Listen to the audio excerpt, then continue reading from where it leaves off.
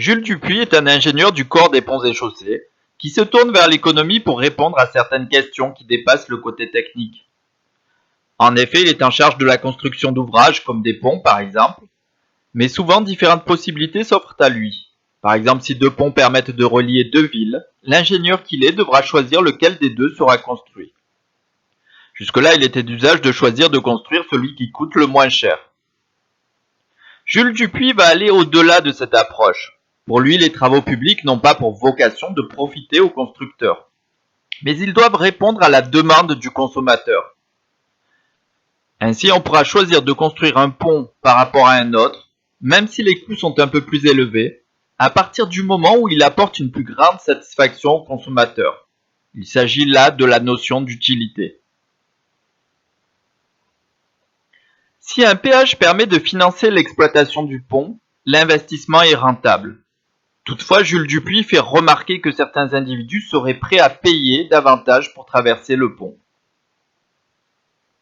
Par exemple, si un péage de 5 € permet d'assurer la rentabilité de l'ouvrage, un individu qui était prêt à payer ces 5 € sera satisfait, mais un individu qui était prêt à payer 15 € sera plus que satisfait puisqu'il économise en quelque sorte 10 €.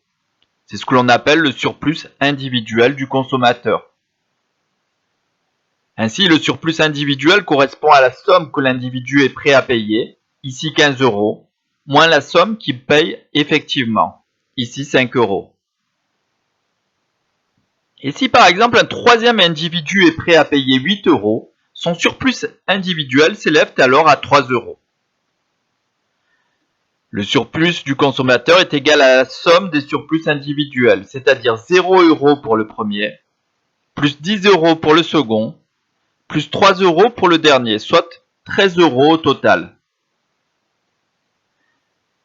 Ainsi, pour savoir si le pont doit être construit, il faut prendre en compte ce surplus du consommateur, c'est-à-dire le montant maximal que les individus seraient prêts à payer. Le surplus du consommateur permet donc de mesurer les gains que procure la participation pour un consommateur à un marché concurrentiel. Et pour le représenter d'un point de vue graphique, reprenons un repère orthonormé avec le prix sur l'axe des abscisses et les quantités sur l'axe des ordonnées. Et reprenons une courbe de demande symbolisée par une droite D et une courbe d'offre symbolisée par une droite O. Leur intersection permet de déterminer le prix d'équilibre P étoile. Pour un prix supérieur au prix d'équilibre, la demande n'est pas nulle.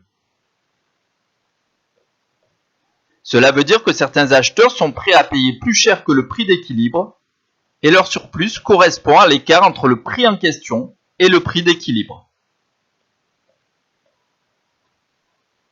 Mais il faut tenir compte de tous les surplus, ce quel que soit le niveau de prix. Tant que la demande n'est pas nulle, c'est-à-dire tant que la courbe de demande ne coupe pas l'axe des ordonnées, et pour autant que le prix est supérieur au prix d'équilibre. Le surplus du consommateur correspond donc à la surface en jaune sur notre graphique.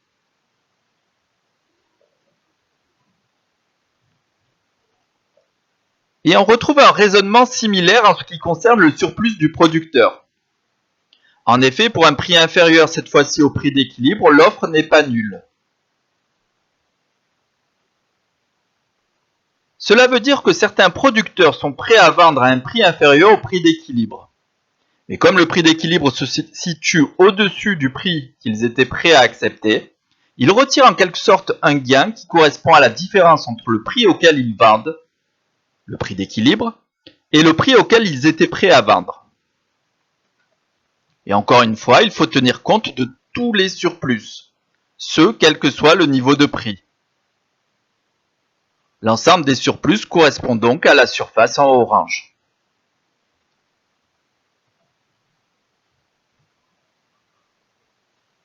Ainsi, l'équilibre sur un marché compétitif permet d'obtenir le gain total le plus élevé possible pour les consommateurs et pour les entreprises. Ce gain est mesuré par les surplus, le surplus du consommateur et le surplus du producteur, et cela démontre bien l'efficacité des marchés concurrentiels.